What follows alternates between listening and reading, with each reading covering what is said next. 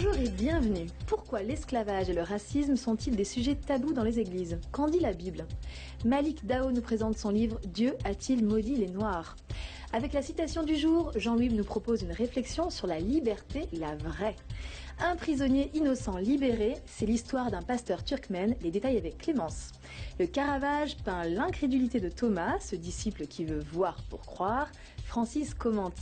Mireille Barziva et Nana Luquezo sont deux chanteuses congolaises qui vivent en Belgique avec des parcours aussi différents qu'impressionnants à découvrir absolument.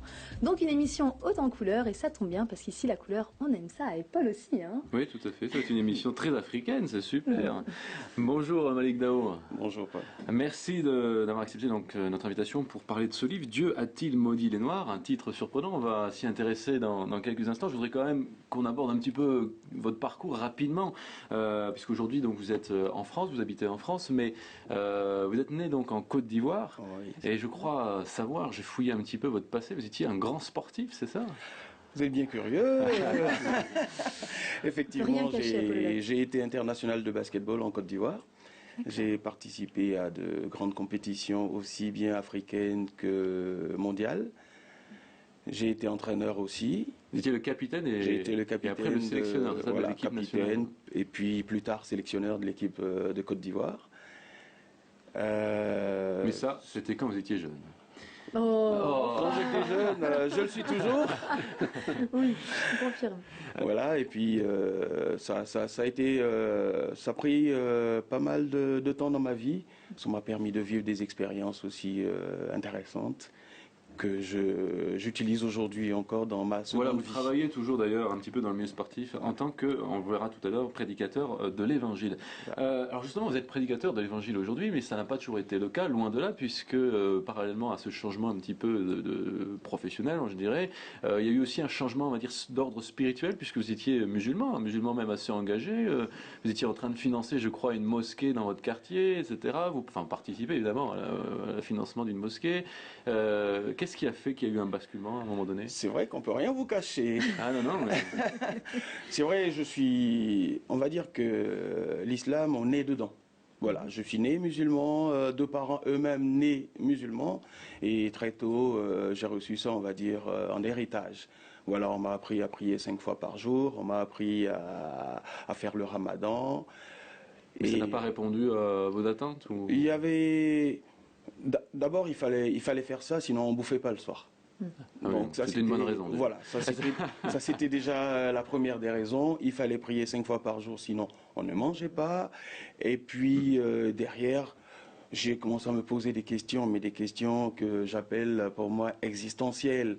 Je crois dans un Dieu qui est tout puissant, mais derrière je voyais des pratiques que faisait mon père.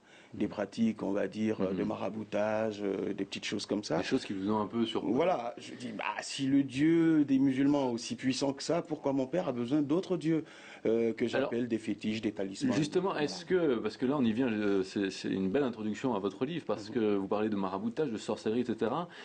Est-ce que l'Afrique, tous ces problèmes qu'il peut y avoir en Afrique, on parle aussi du retard de l'Afrique par rapport à l'Occident, est-ce que c'est dû au fait que Dieu aurait maudit les Noirs, ou est-ce que c'est plutôt dû peut-être aussi à toute cette pratique de la sorcellerie, etc. Comment est-ce que vous en êtes venu à vous poser la question, Dieu a-t-il maudit les Noirs?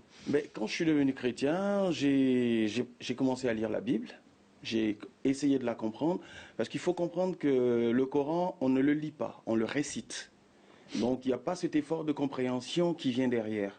Alors que la Bible, on la lit, on la médite, et derrière on essaie de la comprendre et de l'appliquer à sa vie. C'est-à-dire qu'il y a un changement de mentalité? Voilà, il y a tout un changement.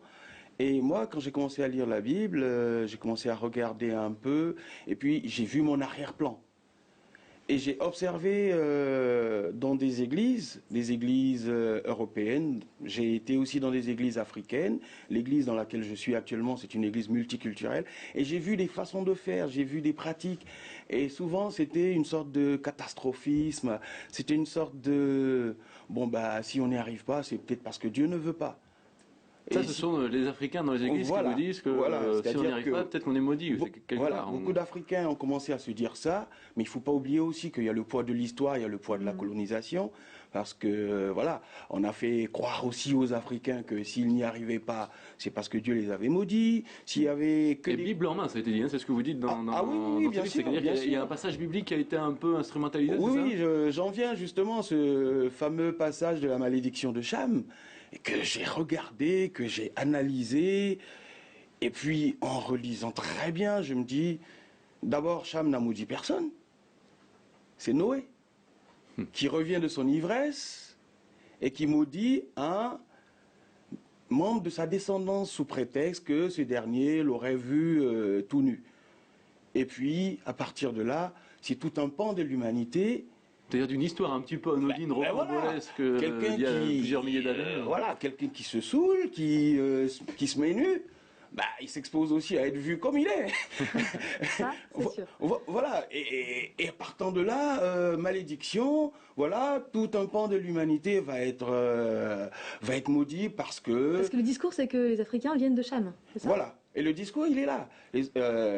Donc je maudis Cham parce qu'il m'a vu nu et toutes ces choses-là. Mais en lisant la Bible, déjà, Cham, c'est les Africains. Mais Noé ne dit pas maudit soit Cham, il dit maudit soit Canaan. Et quand on regarde aujourd'hui où se trouve Canaan, c'est ce territoire que Dieu a dit aux Israélites d'aller conquérir. Donc nulle part, l'Afrique n'est maudite, nulle part. Et moi j'essaye justement. Donc votre message c'est quoi? C'est de libérer un peu cette pensée, cette culpabilité. De sortir de ça, de ce marasme, moi j'appelle ça marasme et cécité spirituelle en même temps. C'est un fatalisme, quoi, de toute façon. Oui. Est-ce que c'est dû aussi au fait qu'il y a du racisme peut-être dans les églises ou... Le racisme, il faut voir qu'il y a du racisme anti-noir, mais il y a aussi du racisme anti-blanc. Et il ne faut pas qu'on se dise il n'y a que les blancs qui sont racistes. Les Noirs, ils sont dans une sorte de communautarisme qui est aussi du racisme. Donc il faut... Et puis entre peuples d'Afrique, il y a aussi du racisme. Les Ivoiriens marchent entre eux, les Congolais marchent entre eux, c'est pas toujours l'unité. Les Maliens, les Sénégalais, Donc le racisme a bon dos. Pour moi, c'est un argument un peu fourre-tout dans lequel on va mettre tous nos échecs. Je n'y arrive pas. Est-ce que c'est parce que je suis noir ou est-ce que je n'ai pas les compétences pour? Voilà les questions qu'il faut se poser. Barack Obama y est arrivé, c'est pas parce qu'il était noir. C'est pas parce qu'il n'était pas maudit. Je crois que par un moment, la couleur a peut-être joué. Donc il faut se poser aussi les bonnes questions. Il y a un noir qui a été à la NASA. Il n'aurait jamais été à la NASA s'il n'avait pas les compétences. Donc voilà, est-ce qu'aujourd'hui, je peux sortir de cette espèce de raisonnement pour dire voilà. Justement, on parle de raisonnement. Est-ce que l'Afrique ne s'est pas encore libérée de cette histoire de la colonisation ou est-ce que c'est encore très présent dans les esprits? C'est encore présent malheureusement. C'est encore présent malheureusement parce qu'il faut qu'on grandisse à la fois spirituellement, mais je dirais même intellectuellement. Il faut qu'on grandisse, il faut qu'on sorte de là, qu'on essaie de comprendre le pourquoi du comment de ce qui nous arrive, et puis derrière, se donner les moyens d'en sortir. C'est vrai, l'Occident a sa part, mais l'Occident n'a pas toute sa part. On a aussi... D'ailleurs, vous avez un chapitre qui est intitulé, c'est le dernier je crois, Sois nègre et fier. C'est-à-dire que le changement, c'est les Africains qui peuvent le vivre en étant fiers, en découvrant une fierté qui a peut-être été un peu abîmée. Moi, quand je suis arrivé en France, la première église dans laquelle j'ai été, c'est une église de l'Est, Reims. Et ma façon de louer Dieu, ma façon de chanter, ma façon de m'exprimer, de lever la voix, ça choquait des gens. Mais je ne me suis pas européanisé pour autant. J'ai gardé la même façon de chanter, j'ai gardé la même façon de prier, j'ai gardé la même façon de louer Dieu, parce que je me dis, voilà, le Dieu que je prie, il est le Dieu des Noirs, il est le Dieu des Blancs. Et il y a la place pour tout le monde. Il y a la place pour tout le monde. Et une des raisons aussi qui m'a amené à sortir de l'islam, c'est qu'un jour j'ai demandé à mon père, mes voisins qui sont chrétiens, ils prient en français, ils prient dans leur dialecte. Mais pourquoi moi je ne dois prier qu'en arabe? Est-ce que le Dieu des musulmans ne comprend qu'une seule langue? Ah ben voilà, une réflexion Voilà. aussi Donc, on pertinente. parle de ces petites choses, mais des choses un peu basiques, et puis on se dit, bah tiens, le Qui Dieu qui conditionne, comprend en toutes fait. les langues, il est peut-être celui qui est vraiment le Tout-Puissant. Et puis, Le ça Dieu de aide à toutes les avancer. nations, de tous les peuples. Moi, je crois que les Africains ont des qualités, il faut qu'ils les mettent en pratique, et puis qu'ils avancent. Eh bien, n'en dites pas plus. Tout est dans ce livre. Dieu a-t-il maudit les Noirs, la vérité sur la malédiction de femme. Au-delà d'une étude, c'est aussi un encouragement pour ce peuple à se libérer et à changer de mentalité. Merci beaucoup en tous les cas pour ce partage, Malik Daou. Merci beaucoup.